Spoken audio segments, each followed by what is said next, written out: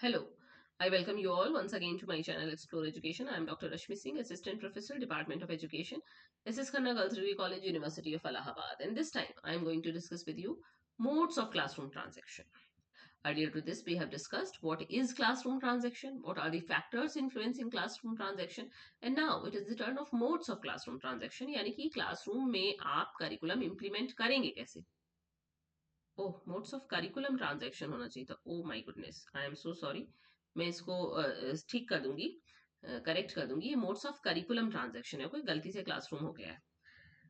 सो curriculum transaction ना, तो curriculum transaction के मोड क्या क्या होंगे भाई, कैसे पढ़ाया जा सकता है? या तो फेस टू फेस पढ़ा सकते हैं, या ऑनलाइन पढ़ा सकते हैं, या ब्लेंडेड या हाइब्रिड मोड में पढ़ा सकते हैं। यही तीन तरीके हैं। तो curriculum transaction is the process of planning and implementing the curriculum in a classroom setting to achieve specific educational objectives. ये है curriculum transaction की परिभाषा, कि ये एक प्रक्रिया है जिसमें आप योजना बनाते हैं और implement करते हैं जो curriculum है उसको कक्षाओं में, ताकि जो शैक्षिक उद्देश्य, जो विशिष्ट शैक्षिक उद्देश्य हैं उनकी प्राप्ति हो सके। जिन विशिष्ट शैक्षिक उद्देश्यों को ध्यान में रखते हुए वो curriculum बनाया गया है। Okay, it involves the effective delivery of content through various methods and media. इसमें आप बहुत सारे मेथड इस्तेमाल करते हैं, बहुत सारे मीडिया इस्तेमाल करते हैं। तो फेस टू फेस मोड जो पहला मोड है जिसमें आप डायरेक्ट इंटरेक्शन करते हैं बच्चों से, वो ट्रेडिशनल क्लासरूम बेस्ड अप्रोच है, where teachers and students interact directly in the same physical space. आज भी 90% पढ़ाई हम लोग ऐसे ही करते हैं कि हम एक ही फिजिकल स्पेस में, जहां स्टूडेंट है वहां टीचर जाता है, उनके संग बातचीत करता है, उनको पढ़ाता है, उनसे पूछता है और जैसे भी करता है। तो टेक्निक इसमें क्या क्या इस्तेमाल होती है? लेक्चर हो सकता है, या ग्रुप डिस्कशन हो सकते हैं, या सेमिनार हो सकता है, या लेबोरेटरी का काम हो सकता है ना? यही हम लोग जनरली करते हैं।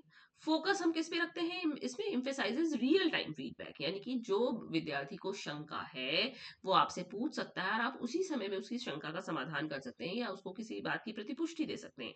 या नॉन वर्बल कम्युनिकेशन, ये आपका ऑनलाइन में संभव नहीं है। एंड कोलेबोरेटिव एक्टिविटीज, की ठीक है भाई आप लोग 4 लोगों का ग्रुप बना लीजिए, आप लोग मिलकर इसको करिए, या इसको सॉल्व कीजिए, या इसको, है ना, ये काम, ये फेस टू फेस मोड की विशेषता है। फोकस उसका इसी पर होता है। देन दूसरा जो है वो डिस्टेंस मोड है, जिसमें इनडायरेक्ट इंटरेक्शन होता है।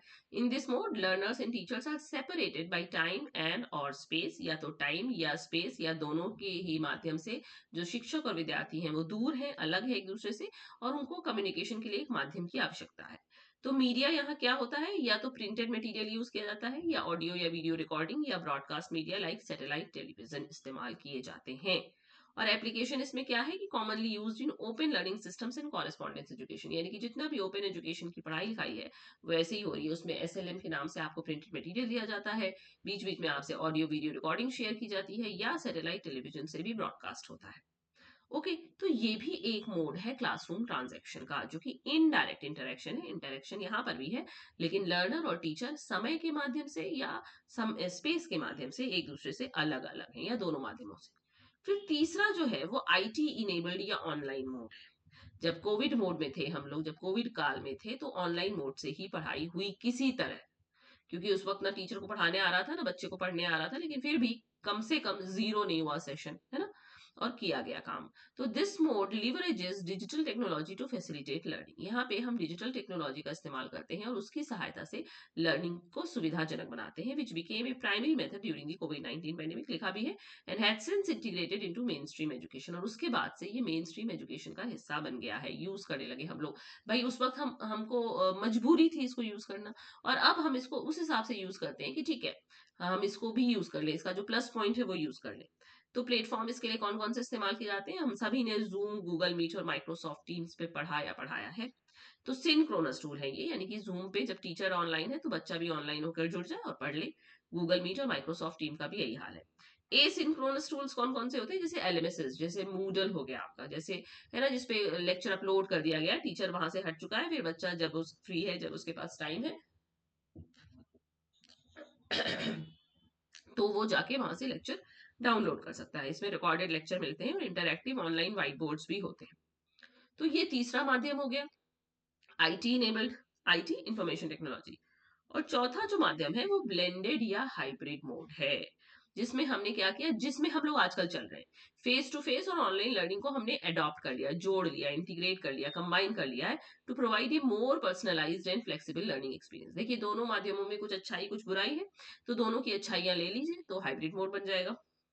जैसे फ्लिप्ड क्लासरूम पे बहुत बहुत बहुत बात की है हमने, तो इस पे इसको नहीं समझाएंगे।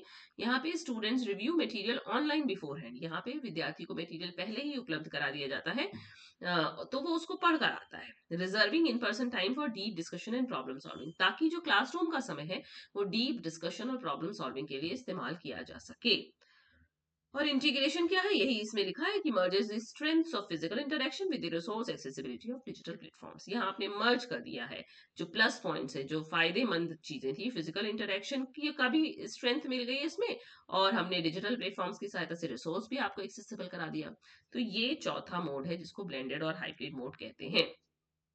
तो इंस्ट्रक्शनल टेक्निक्स क्या है ट्रांजैक्शन की, कितनी तरीके की हुई, रिगार्डलेस ऑफ द मोड, कोई भी मोड आप इस्तेमाल करिए, पर पेडिगोजिकल स्ट्रेटेजीज हम कौन कौन से इस्तेमाल करते हैं, या तो टीचर सेंटर्ड, या लेक्चर सेंटर्ड, या कोलैबोरेटिव, या एक्सपीरियंशियल लर्निंग। अब टीचर सेंटर्ड में क्या आएगा, traditional lecture and demonstration methods where the teacher directs the flow of information, जहां हम डायरेक्ट करते हैं कि इन्फॉर्मेशन कैसे ली जानी है। लर्नर सेंटर जहां विद्यार्थी केंद्र में है, जैसे project based learning, inquiry based learning and theme based integration.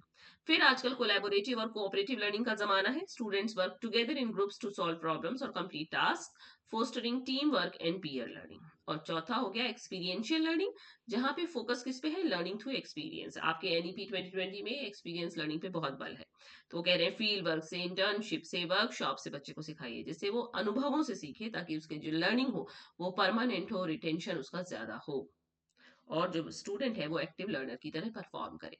तो कितने मोड हुए करिकुलम ट्रांजैक्शन के, face to face, distance mode, online mode, और ब्लेंडेड या हाइब्रिड मोड। और पेडागोजिकल स्ट्रेटेजीज क्या क्या हुई, या तो टीचर सेंटर्ड, या लर्नर सेंटर्ड, या कोलैबोरेटिव, या एक्सपीरियंशियल लर्निंग, यही चार तरीके की मेनली होती घूम फिर के। ओके, तो करिकुलम ट्रांजैक्शन भी हो गया, फैक्टर्स इन्फ्लुएंसिंग करिकुलम ट्रांजैक्शन भी हो गया, और मोड्स ऑफ करिकुलम ट्रांजैक्शन भी हो गया। Okay, so thank you and don't forget to like and subscribe my channel, Explore Education.